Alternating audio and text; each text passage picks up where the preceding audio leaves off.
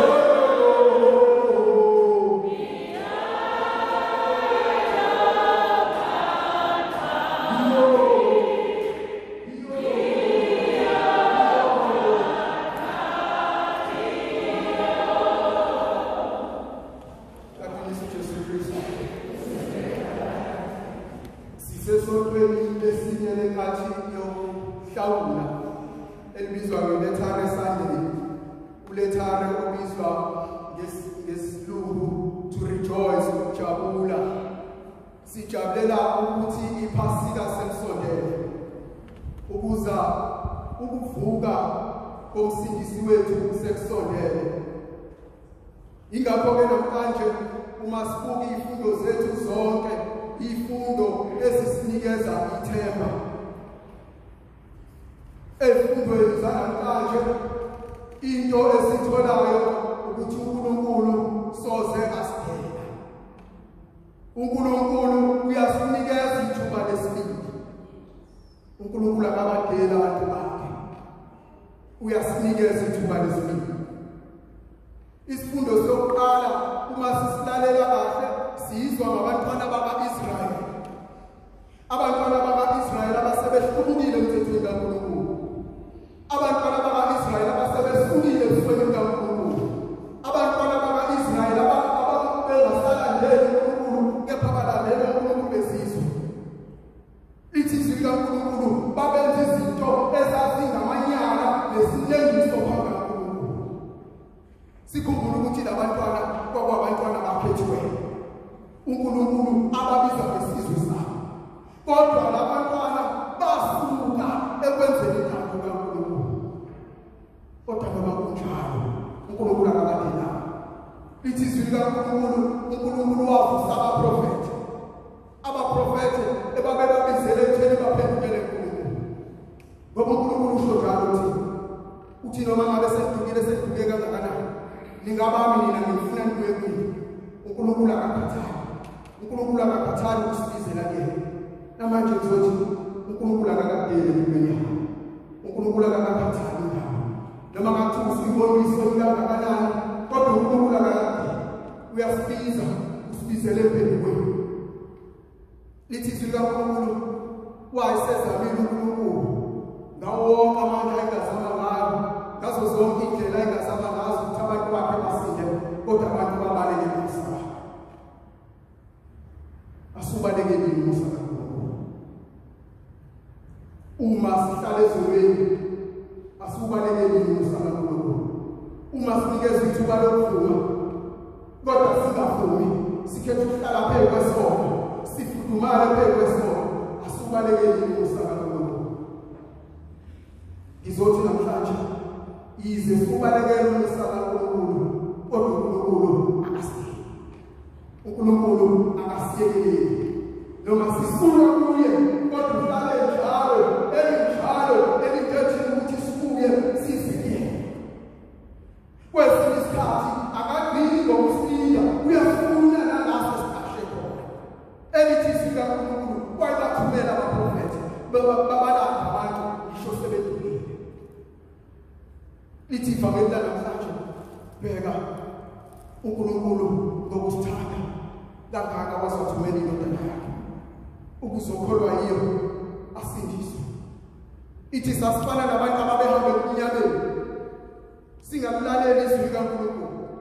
Uma senze okubi, uma sisuka kuNkulunkulu, sifana nabantu abahamba eminyakeni.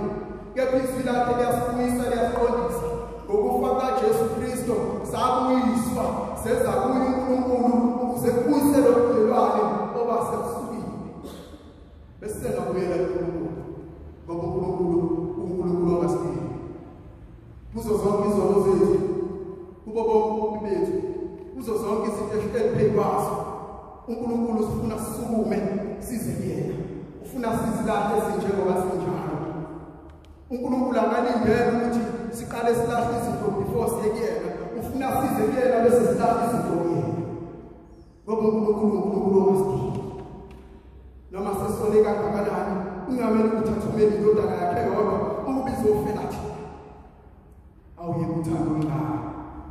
Awuyeke uthando olungaka ukuthi thina sesonile abone kufanele kube uyena osiphakamisayo uqobo lwakhe. Wakhulumela sakhulumike manje ngabaprofethi, kepha ukhuluma ngoJesu Kristu uqobo lwakhe. Okuyena osiphakamisayo. Wathi uzokwenza uthatha labantu basisekwela kuNkulunkulu. Ukho kokuqaleka kwabo, ukho kokuhlukumezeka kwabo, uzobathatha abantu basisekwela. kepha namanje sisawunaka lo musa kaNkulunkulu. Sisafehle ubuso kaNkulunkulu. Okwesibili sikutholayo, sithola la ukusihlabelelo sophendulo. Sithola abantwana baka-Israyeli beseBhabhiloni bahleli bayalinda bayakhala. Kwangasuthi sebekhohliwe ukuthi izenzo zabo ezabenza bafike eBhabhiloni. Uma sebefike eBhabhiloni bayakhala. Bathi sahlala ngasekuneni waseBhabhiloni salinda. Bathi sabeka izigubhu zethu zokumdumisa uNkulunkulu. Sabeka amahaphethu amdumisayo uNkulunkulu. Ngoba ubuso bakhe kwase kufana nokuthi sikuboni. Kwakufana nokuthi uNkulunkulu usesithelile. Ngizothi namhlanje angilazi iBhabhiloni kulona. Angisazi isimo esikucindezele.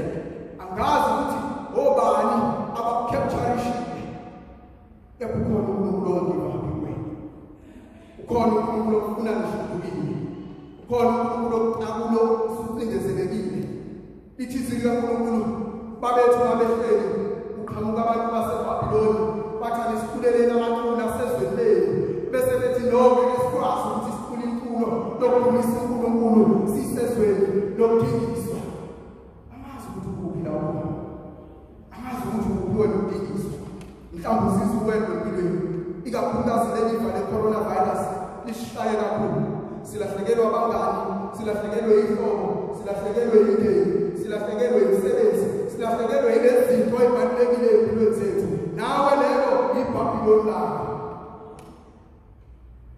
Umuntu nomuntu uneBhabhiloni lakhe. Ahlufilo. Kodwa ize kunjalo. Lithi izwi likaNkulunkulu ngelinye ilanga uNkulunkulu wavusa umsebenzi, wavusa inkosi uKhayrusi, wavusa le nkosi ukuthi kube yona esisa abantu ezweni laseBhabhiloni ebesibabuyisela eJerusalema la bezofike beqale phansi impilo yabo. Benzothi namhlanje uNkulunkulu akagivapi kuwena.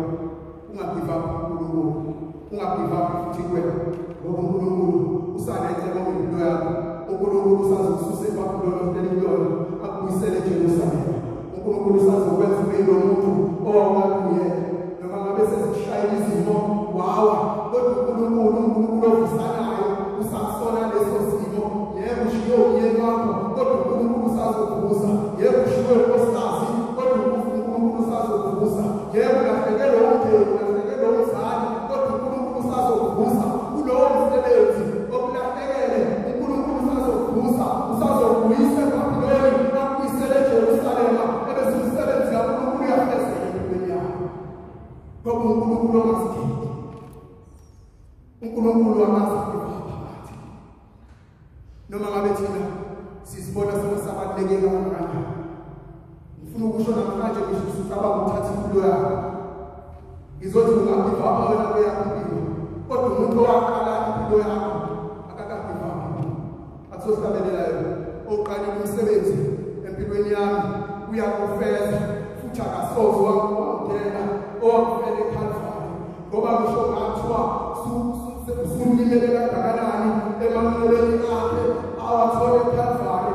Uyabuyiswa konke lokho okulimala, zonke lezo zinhlungu ozizwayo eKhalvari ziyabuyiswa zonke lezo zinto. Sisabuyo lendlela, sisabuye lenkathi yokuhlawula, sisazobona uJesu ehlupheka, sisazobona uJesu esifela, ufela thina, ufela ukuthi asihlawule, asenze sibuyele eJerusalema. Angilazi iBhabhiloni. Angilazi iBhabhiloni. Kodwa ngishuse eBhabhiloni ungayeki ukukhala. Ungayeki ukukhala kuNkulunkulu ukuthi uNkulunkulu akakubuyise. Ngoba uNkulunkulu ubuyisa. Akadingi ukubuyisa, kodwa ubuyisela lezinto zakhe zalahleka. Elithi izwi likaNkulunkulu wathi sedestroy iJerusalema. Sekudestroy iJerusalema kwakuyindoda ababethembele kuzona ukuthi izona ezingafikelayo. Bashisa ngisho ithempeli la kwakukhona kaNkulunkulu. Mhlawumbe namhlanje umuzi enkonzweni kaNkulunkulu awubuzi ukukhona kaNkulunkulu ngenxa yezimo obhekene nazo. Kodwa uNkulunkulu usazovusa lelo Jerusalema kube indawo la omuzwa khona